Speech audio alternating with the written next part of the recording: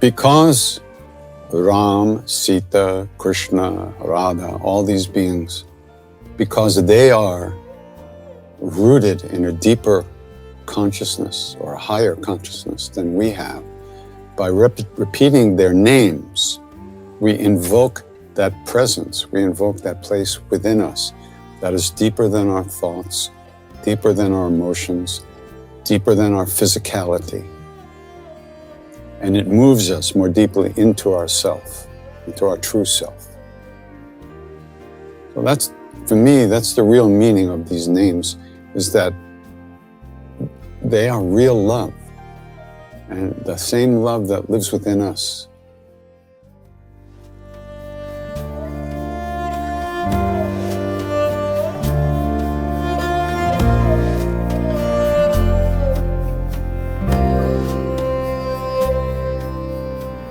Welcome to the Krishna Das Pilgrim Heart Hour. In this podcast, Krishna Das shares his warm-hearted and down-to-earth path to the divine.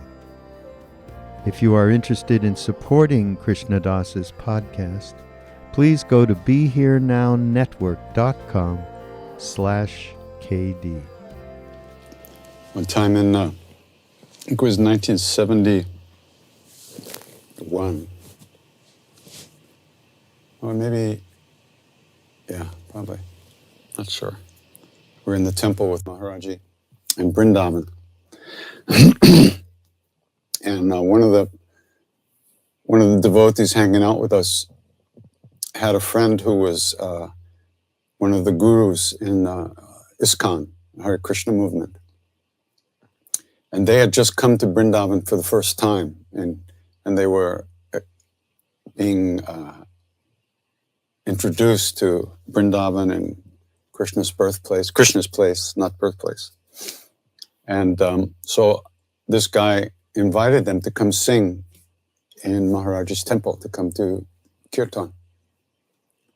So, we used to sing to Maharaji, but we would just stand there and go, Shri Ram Jai Jai, very simple, very boring, but very simple. Very loving, but, So here comes these guys. They all come, like 20 of them, and they got drums and clangers and bangers and cymbals and everything. And they're singing and dancing, and Maharaji loved it. It was so great. But I was standing right next to him. At one point, he looked over me and said, like he was telling me a big secret, he said, Hare Krishna, Maha Mantra. And it was just fantastic. So then finally they left. And he reached into his dhoti, the cloth that he wore around his waist, and he pulled out a 50 rupee note. And he gave it to me and he said, here, go buy a drum.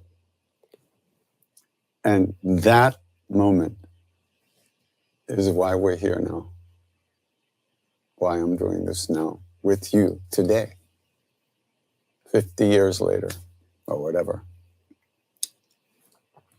That's the moment that solidified me as somebody who does chanting, who chants. And I went and bought the drum, and I wouldn't play it. And I brought it back to Maharaji, and he was the first one to play the drum. He went, ha, and then he gave it back to me, So I never really learned to play very well, but I could keep a beat. And we used to sing, and that was it, And then little by little, the kirtan got juicier and juicier. And I just kept singing. And that was how it all started. At least that's the way it looks. Okay, let's take some questions. I got to see if I have the list here.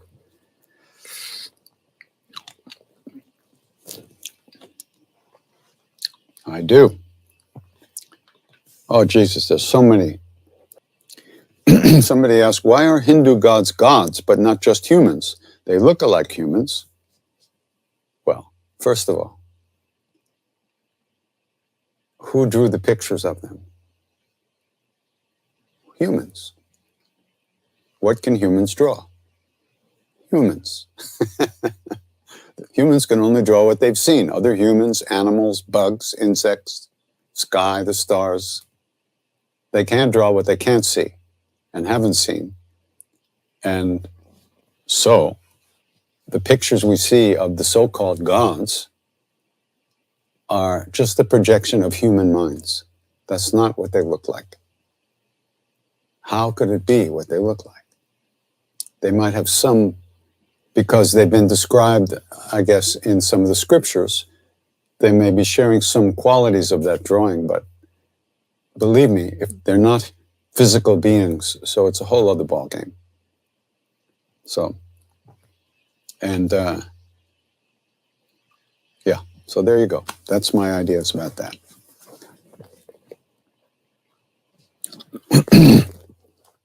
Did I ever make an album called Silence? There's an album by that title on the streaming platforms that this person really enjoys, but I can't tell if it's your album or someone else using the name Krishna Das. Well, it isn't mine, so it's someone else. And he may also be a Krishna Das by someone must have given him that name.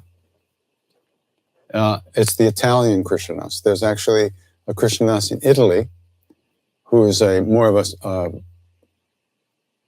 classical Indian musician. I think he plays sitar. And apparently he's very good, but he's not me. So that's much I can tell you.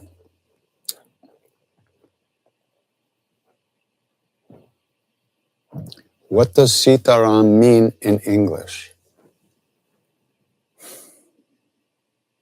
Well, as you know, I'm not a big one for trying to define these names. For instance, your name is Tatiana. What does that mean?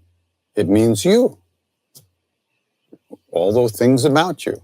You, your sense of yourself. That's you, Tatiana. Sita is Sita. Ram is Ram. That's who they are. That's the names of who they are. If we want to start talking about who are these great beings and what are their qualities, well, that's a rather big discussion. But suffice it to say that Sita Ram and Ram Sita and Sita Ram together are names of the real names of love, the names of the real love that lives within us as our own true nature. We're not on that level, and we're not aware of that level. And when we hear those names, very much in the way we see pictures, drawings of the so-called gods. I say so-called because we don't even know what that means when we say a god. I think of them as older beings, greater beings, beings who have real, true realization, who have been around much longer and have achieved these very high states. Some of them are avatars and incarnations of the very great beings that support, create, and preserve this universe. Brahma, Vishnu, and Shiva, the incarnations of Vishnu who preserves the universe through love. Krishna, Rama, and the 10 avatars. So, because Ram, Sita, Krishna, Radha, all these beings, because they are rooted in a deeper consciousness or a higher consciousness than we have, by repeating their names, we invoke that presence, we invoke that place within us that is deeper than our thoughts, deeper than our emotions, deeper than our physicality. And it moves us more deeply into ourself, into our true self.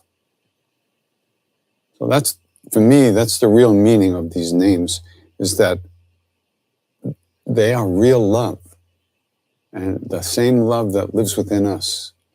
So by invoking that presence, it helps us pull us out of our thoughts and uncover what's really within us.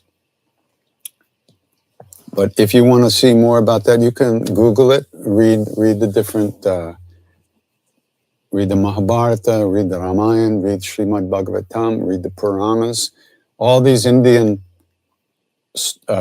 scriptures that describe and tell about all the deities, all the gods.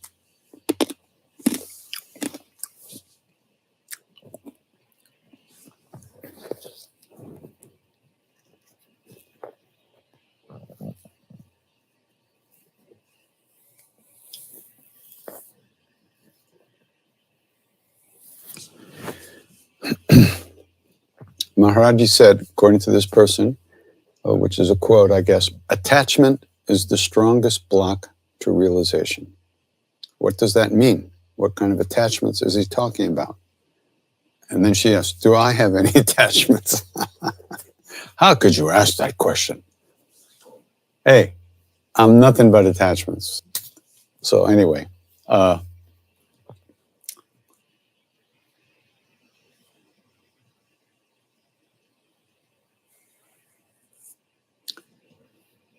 what did Maharaj-ji mean by attachments? Well, it's a good question.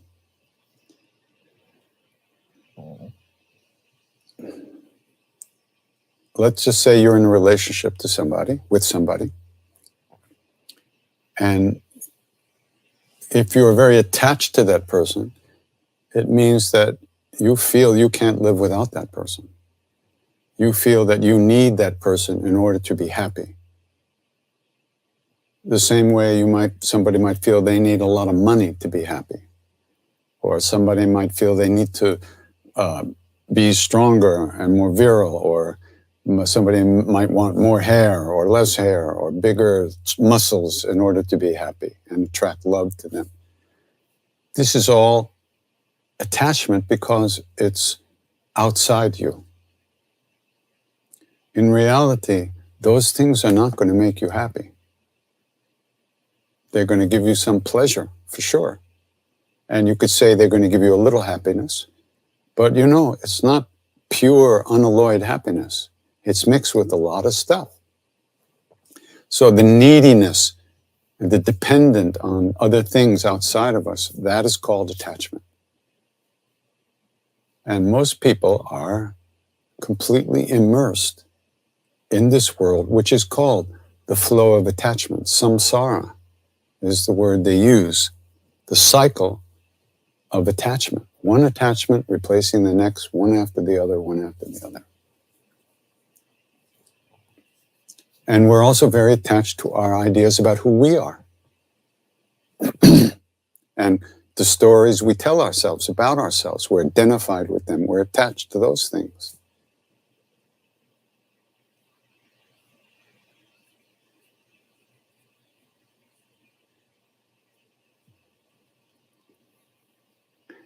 I remember once in India, this couple was fighting, having problems, and one of the couple came to Dada Mukherjee, one of Maharaji's great devotees, and they were telling him all their woes. And he said to me later, he said to me, Dada, I can't live without her. And Dada looked at me and he said, can you imagine that? In his world, it was only Maharaj-ji. He was married, his family was there, but he was only dependent on Maharaj-ji in a way. When I said, Maharaj-ji, I want to marry you, he said, okay, but all you'll get is love. You won't get what you really want, which is, at that time, was to get laid. He said, oh, you get love if you married me, and he laughed. And then I said to him, how can I stop this? I feel so bad. I have so much, I'm never going to get through this. He said, attachment, this is all attachment. All those kind of thoughts about yourself all day long. We think about ourselves all day long. All day long, we're thinking about ourselves. We're immersed in locating ourselves in space and bouncing off of the people around us and thinking about the future and running away from the past or bouncing off the past. This is all attachment. No attachment, Maharaj-ji said, no samsara, no world, no outside world, no external world, no separate world, more meaning set world where I'm me and you're you, and those are two different universes. The external world disappears and the whole universe opens up. So anything that keeps us from that real love, from that wide-heartedness that ultimately includes all beings, anything that keeps us spinning in pain, spinning in suffering, needy, hungry, is attachment. Anything we think we need that we can't live without is attachment.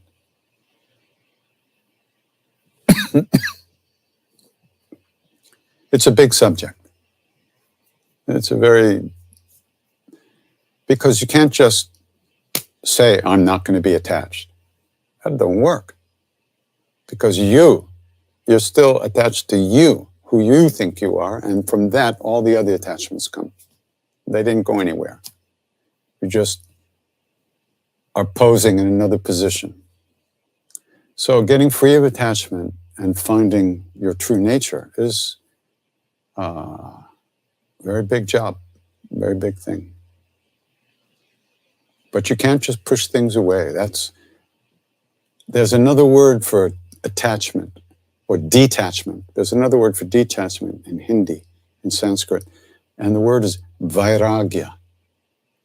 And this word has much more of a sense of the natural falling away of fascination with stuff. And it falls away as we become more deeply embedded in our own hearts. The more deeply we sit in our true nature. Our fascination with the outside world and our dependence on it and our fantasies about it, they get less and less. And through the repetition of the name, like Maharaji said, everything is accomplished. So you don't need to attack those things directly. You don't have to think about all the things you're attached to. You just do your practice. And little by little, the attachment to those things falls away. You don't even notice it, really. You only notice that you're more at ease. Because it's the evaluator, the judger in us, that part of us that's going, yeah, what's going on now? How am I now? I'm not happy. Okay, now I'm a little happy. Now I'm not happy. That part of us, the volume starts to go down. And when we're not in it, we're not in it.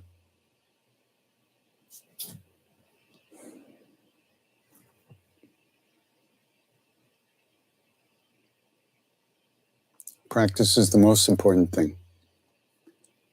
It's good to have a little bit of understanding of the direction we're going, but more than that's not really required.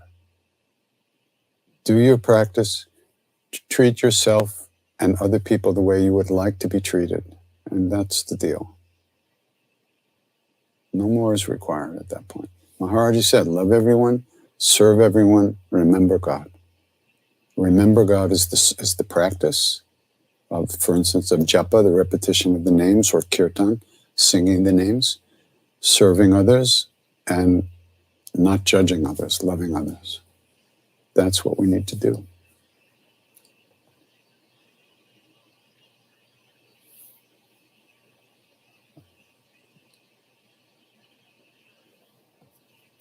I don't have a book of the names and chants, but I have the CDs of the names and chants.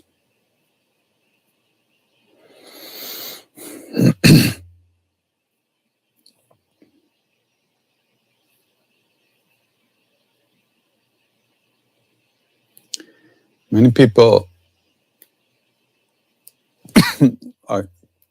mention different problems they're having, difficulties in their life.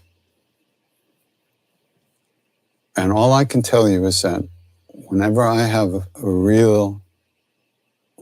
up against the wall and I need something to change, something's got to change, something's got to give. I'm at a place where I can't take anymore, where something's really, I do Hanuman Chalisa. I pray to Hanumanji, and I do Hanuman Chalisa. So for those of you who are asking me about prayers and what to do and those things, get a picture of Hanuman and a picture of Maharaji, put some fruit, offer some fruit, and sit down and sing Hanuman Chalisa. And if you really want things to change, sing it or read it or say it, repeat it 108 times. In India, there's this special puja that if you ask for something that you really want, I mean, you could ask for a new refrigerator, I suppose, if that's what you want, but the idea is to ask for something that's really big. And then you do this puja, you sing the Hanuman Chalisa or say it. You don't have to sing it doesn't have to take 20 hours, but you can read it, you can speak it, you can chant it without music, you can chant it with music 108 times. And your prayers will be answered in the best possible way they can be. It may not happen the way you want it, and it may not happen when you want it, but if you ask Hanumanji to do that, it's my belief that you will get his attention. You will get the attention of the universe, and you will create with your sincere longing a situation, a change to the situation. So, but you have to do it. It's a lot. It's a big practice. But you can drink coffee, chai, whatever you want, you can get up and walk around. When I was facing a very difficult situation in my life, a life-threatening situation, Siddhima told me to do 108 chalisas for 11 straight days. And the situation totally dissolved, disappeared. 108 chalisas, that's asking a lot. That's a lot. I don't think there's enough coffee in the universe to keep me up for 11 straight days. Or give me the energy to do that now. But in those days, I had that energy and I did it for 11 straight days, and my life changed. That's my experience. You have to find your experience, but that's what I can offer you now. Hey, KD, after years of practice, do you still experience life's lows? How is your reactivity to it? Still got stuff that grabs you? You bet your life. Of course I do.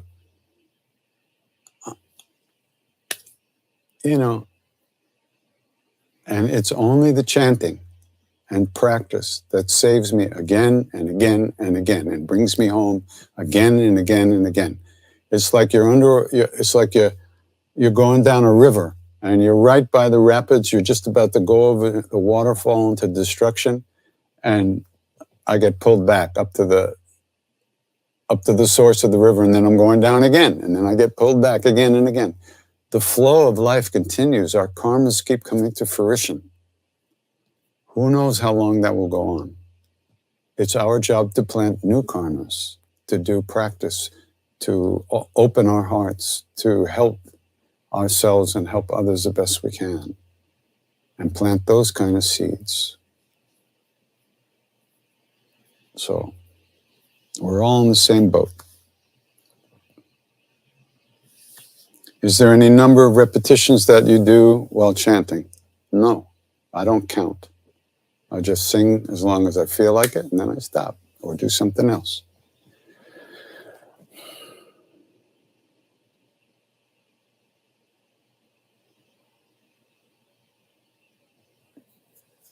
What do I think about the Bible? What Maharaj-ji said about it? He didn't say much about the Bible, but he did say a lot about Jesus, about Christ. He loved Christ. He said Christ and Hanuman and Krishna are the same. He told us we should meditate like Christ. And when we asked how did Christ meditate? He said he lost himself in love. He lost himself in love. That's how he meditated. Then he said, no one understands. He never died. He never died. He lost himself in love. Now that's not the Jesus I heard about growing up, for sure. But to me, that sounds like the real thing. That sounds like what it was really about. Not all the divisiveness and the wars and the hatred and the mind screwing and all the stuff that goes on in organized religion in general, not just Christianity, all of the religions. They're all selling something. And they all want you to join this and hate that one, most of them. That's why, I have no use for that stuff.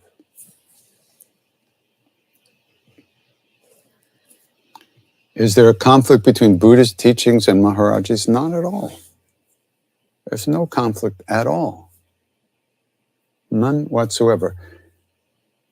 There's a difference in methodology, apparently. The Buddhist practice is very specific about how to do certain things and how to approach spiritual work and how to approach the spiritual path. Maharaji came from a different tradition, but the great saint and great yogi, the previous Karmapa, the 16th Karmapa, said that Maharaji was a bodhisattva, and that all the teachings of all the bodhisattvas are the same, even if they appear different. And if you don't know what a bodhisattva is, in Vajrayana Mahayana Buddhism, a bodhisattva is a Buddha in training, you could say.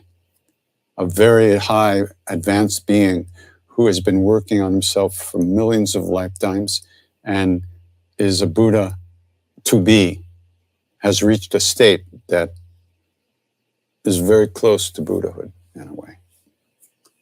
And he said that Maharaji was not just a bodhisattva, but a mahasiddha. Vajrayana Buddhism comes from the mahasiddhas. Many of them were Indian. Most of them were Indian. Mahasiddhas mean great perfected ones. And they were of all different types, all different teachings, all different paths and different practices. And he said that Maharaji was also Mahasiddha. Who knows? We don't know. These words seem to mean a lot to us, but we don't really know what they mean. It's all about love, period. And Buddhist practice, Mahayana Vajrayana practice, is all about loving the whole world, serving and dedicating all your practice to relieving suffering for all beings. Not just yourself, but for all beings. And of course, that's what Maharaji was about. Love everyone, serve everyone. Very similar. Also very similar to Christ.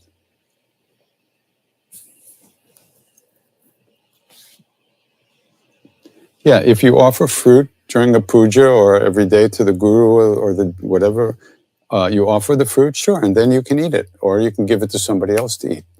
First you offer it, and then you do your puja, and afterwards you can take it as prasad, sure. When you do 108 chalisas, does it have to be in one day? Yes. It was 108 chalisas per day for 11 straight days. That's what it was. However, when I first started it, I was still touring. So what I did was in the morning, I did a large part of it. In the afternoon, I did more, and at night, I did more. So I finished 108 in a day. So I suppose that's okay. I was told that was okay. Siddhima said that was okay, but it's not ideal. You should try to do them, in a row. You can get up and walk and do them too. You can walk, loosen yourself up, then you come back to your puja. But try to keep going. If you can. If you can't, do the best you can. That's all we can do.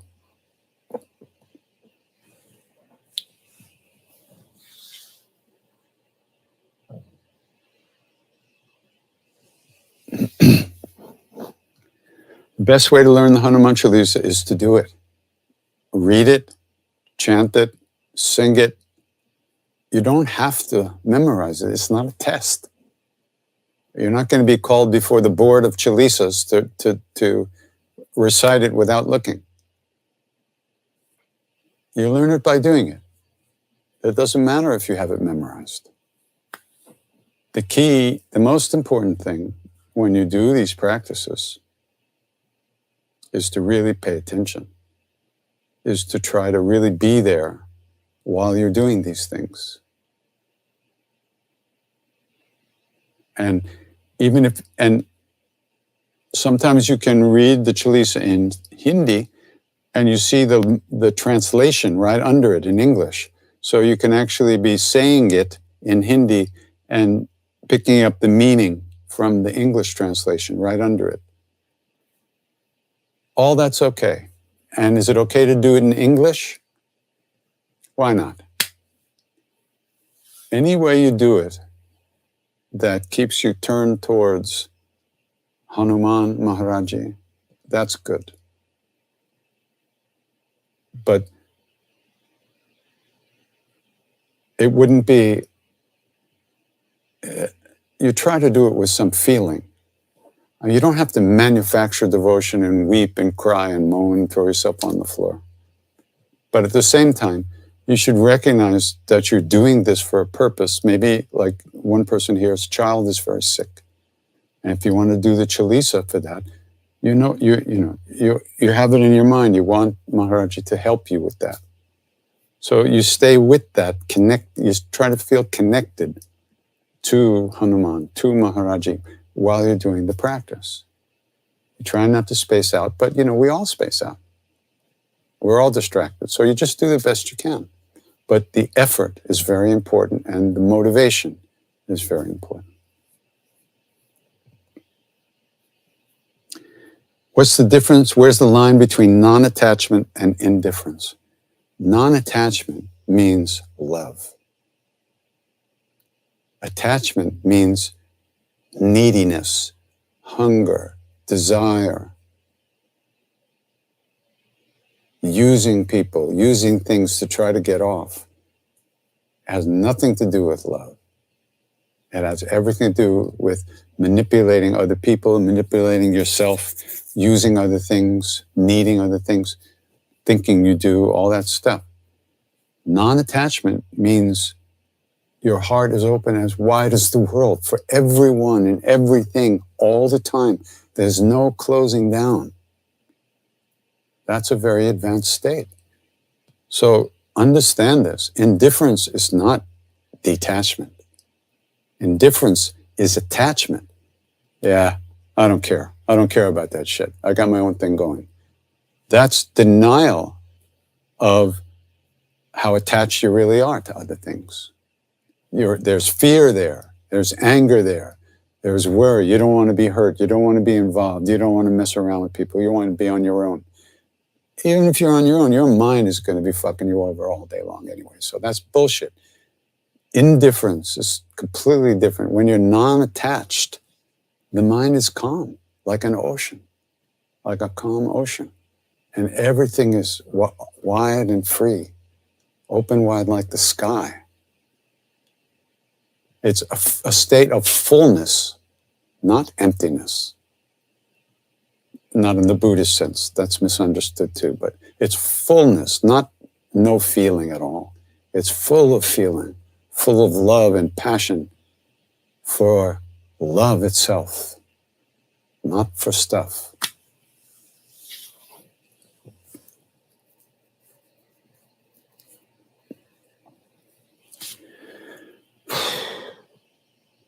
How do we find compassion and love for those that challenge us the most and are the hardest to love? There's a story about this really old Lama in Tibet who was going on a long pilgrimage.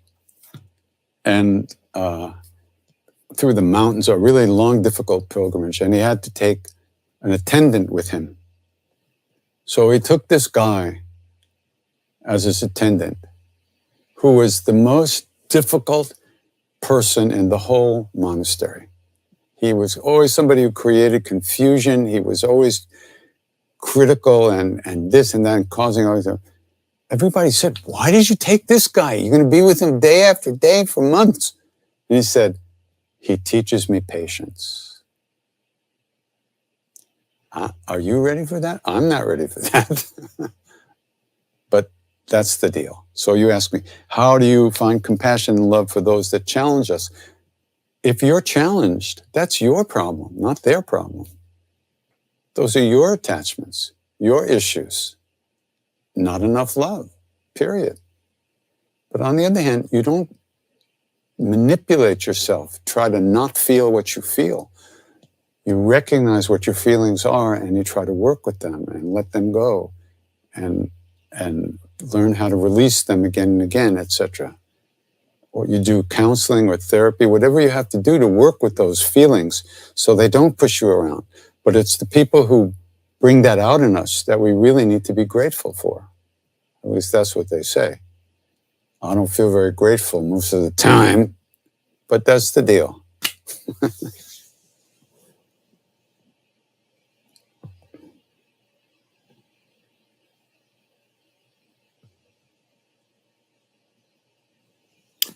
Different people are born into different karmas, yes. So how can we judge a person as being higher or holier being as we all start out at different levels?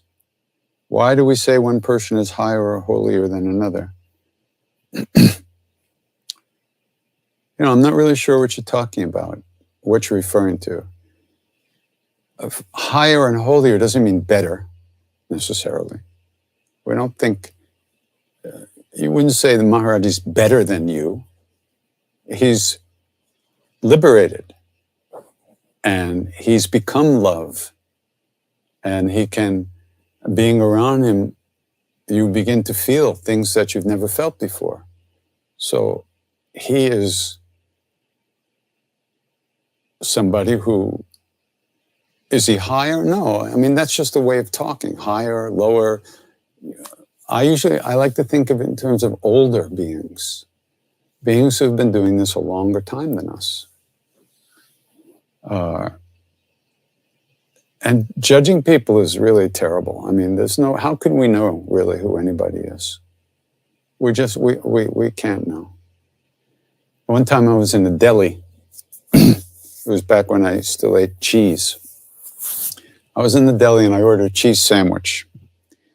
And I was in line with a number of people, gave my order, and there was like 3 or 4 people in line ahead of me waiting to pay and pick up their food. And I had this feeling about this. There was a guy standing in front of me. I just felt something coming off of him, like this energy, this feeling. It was like, wow.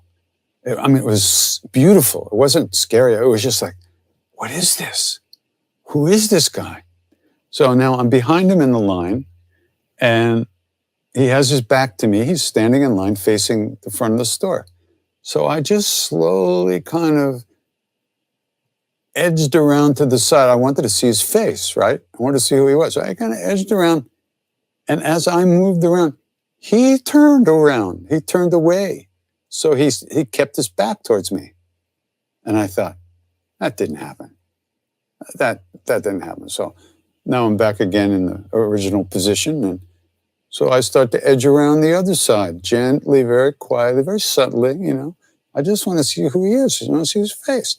And as I moved in that direction, he turned away slowly. So he kept his back to me. And I thought, what? This is not happening. What is going on here?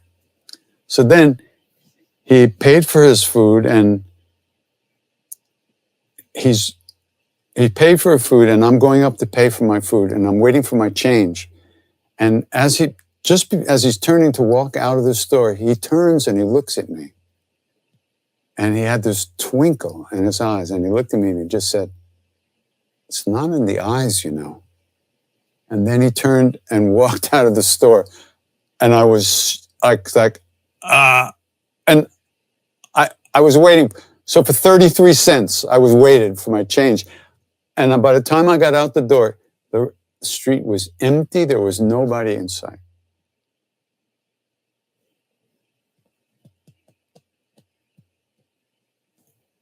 I don't know, but that happened. So thanks for all your questions. And I did what I could.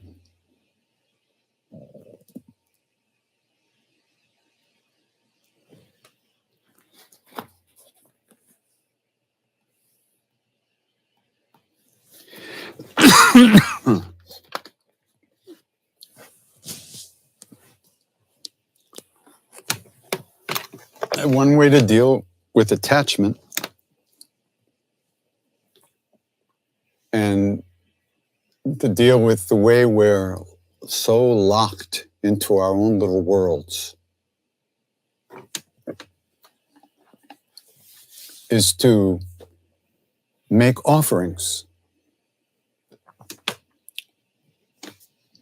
And there are many types of offerings.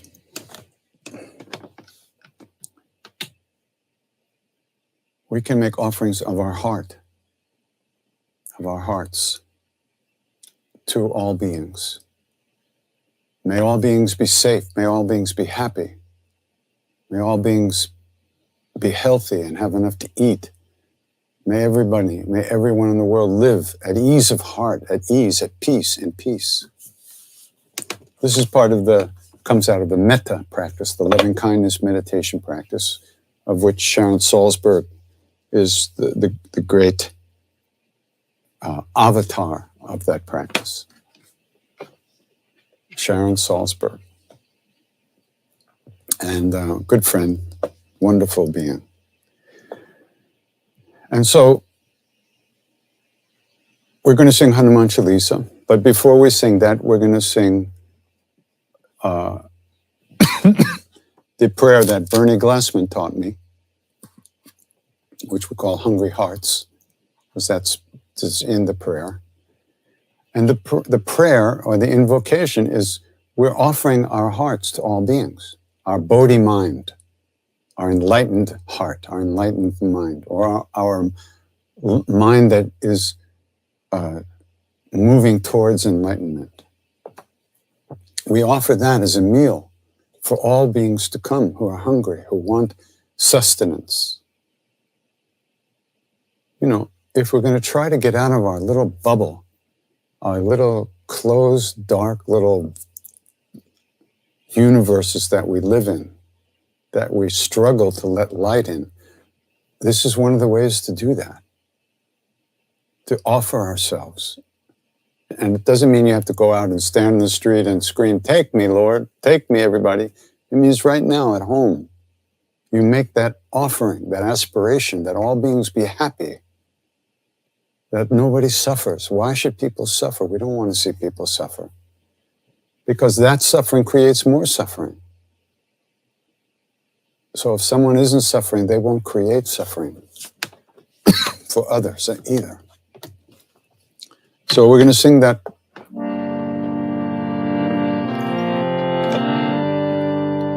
Hungry Hearts. We're going to sing it twice. And then Hanuman Chalisa. And then once at the end.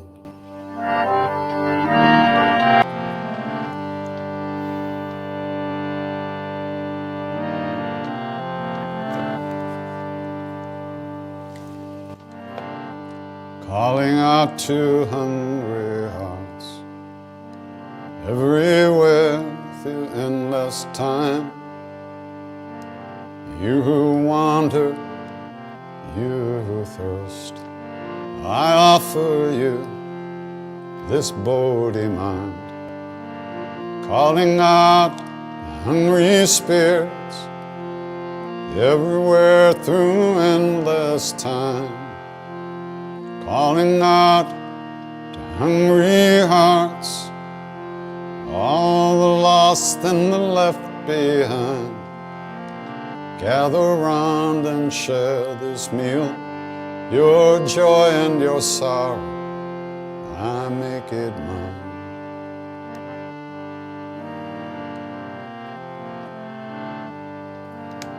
Calling out to hungry hearts, everywhere through endless time.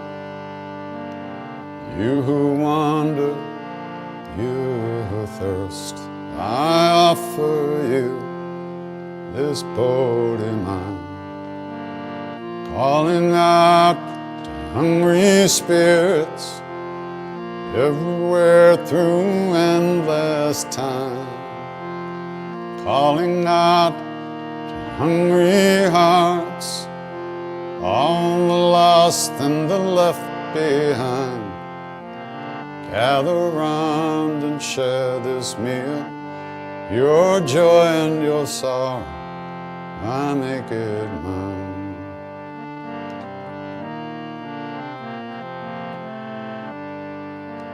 Shri Guru Charana Saroja Raja, Nijamanam Kur Sudhari, Varano Raghuvar Bimala Jasu, Jodayaka Palachari, Buddhihin Tanu Janke, Sumiram Pavan Kumar Siyaram, Pallabudhe Vidya Dehu Mohi, Harahu Kalesa Bekar, Syavara Ramachandra Padaje Sharanam. Jaya Hanuman Jnana Gunasar, Jaya Kapi Sati Loka Ujag, Ramaduta Tulta Baladham, Anjani Putra Pavana Sutanam, Mahaviru Bikram Bhajarang, Matindevar Sumati Kesang, Kanchana Varana Viraj Subesa, Kanana Kundala Kunchita Kesa, Atbajuro Dvaja Viraj, Kande Munjajane Usan, Shankara Suvana Kesari Nanda, Teja Pratap Mahajagabam, Vidyavan Guni Ati Chatu, Ramakaja Karibe Koatu, Prabhu Charitra Sunibe Korasi, Ramalakana Sita Manabasi, Shmarupa Darisya Hindeka, Katarupa Daralanka Jara, Imarupa Dari Asura Sanhari, Ramachandra Ke Kaja Samvar, Ay Sanjeevan Lakana Ji Ay, Shri Raghubira Hara Shiralai, Raghupati Kinhi Bahut Barai, Mama Priya Bharatai Samabhai,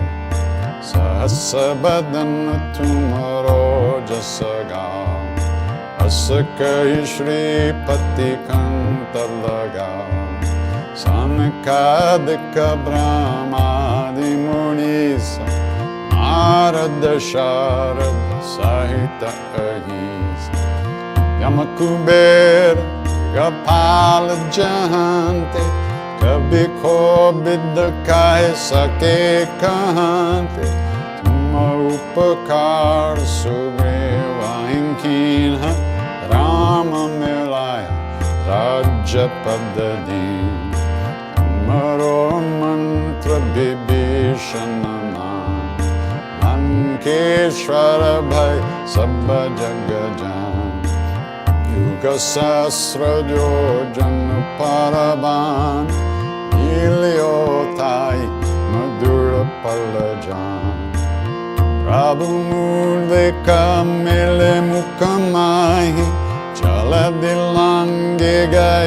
चर जनाहि दुर्गम काज जगत के जेते सुगम अनुग्रह तुम्हारे ते राम दुआरे तुम रखवारे ओ तना आज्ञा बिन पेजार सब सुख लाहे तुम्हारी शरण तुम्हारा चक्काहू को धर्म अपन तेज समारो आपे तीनों लोक हंक तिंकांपे भूत पिशाच कट नहीं आवे महावीर जब नाम सुना नासे रोग हरे सब पीर जपत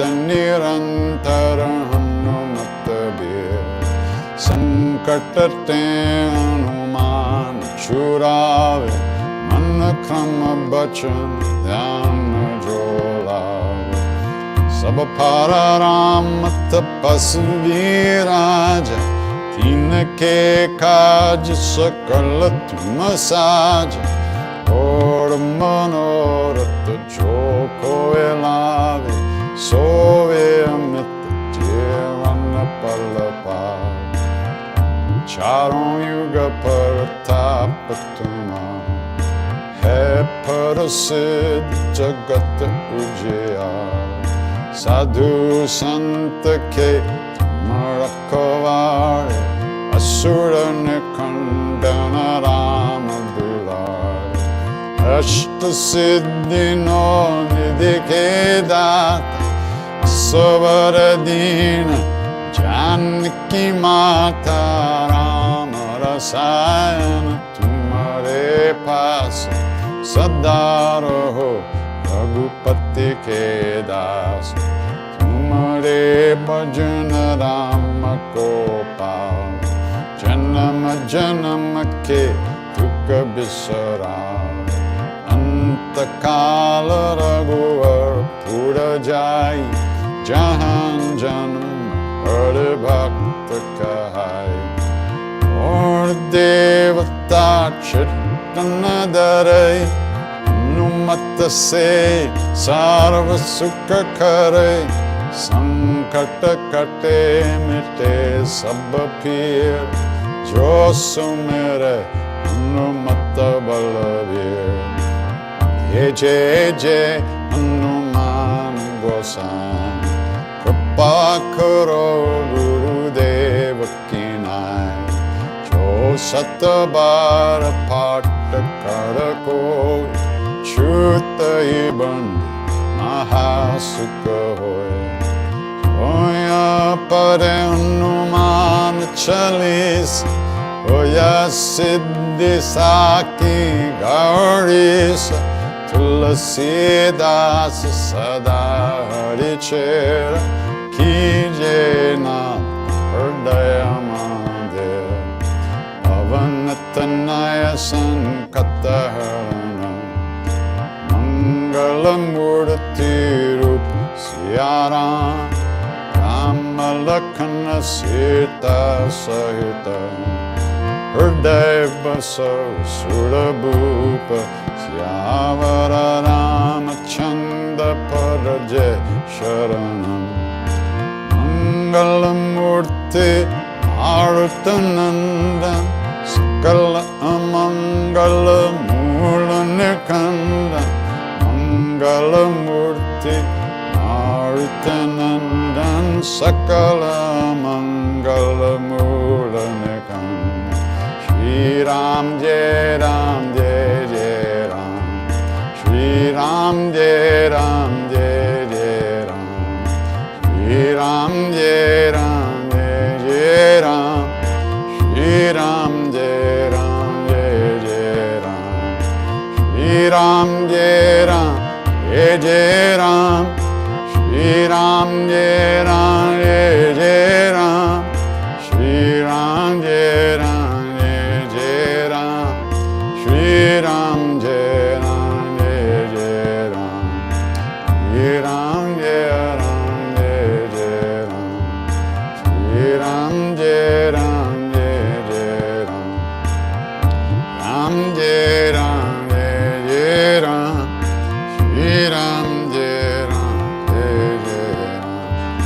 Sitaram Jai Sitaram, Sitaram Jai Sitaram, Shri Ram Jai Ram Jai Jai Ram, Shri Ram Jai Ram Jai Jai Ram.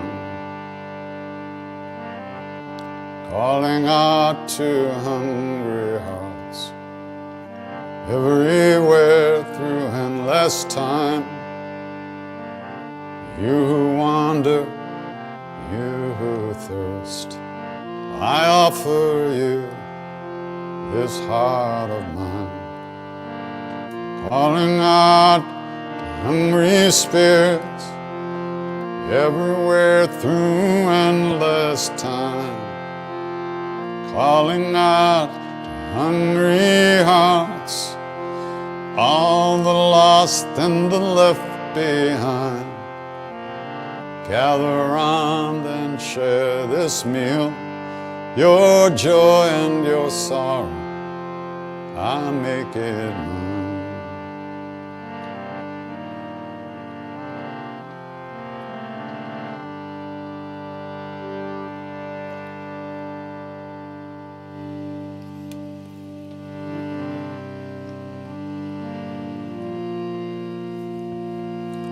If we know anything about a path at all, if we know there might be a way to live in this world in a good way, with an open heart, without fear, it's only because of the great beings who have gone before us. Out of their love, out of their kindness, they left some footprints for us to follow. So,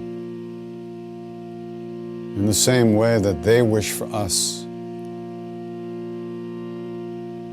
in the same way that they wish for us, we wish that all beings everywhere, all of us, be safe, be happy, that all of us have good health and enough to eat.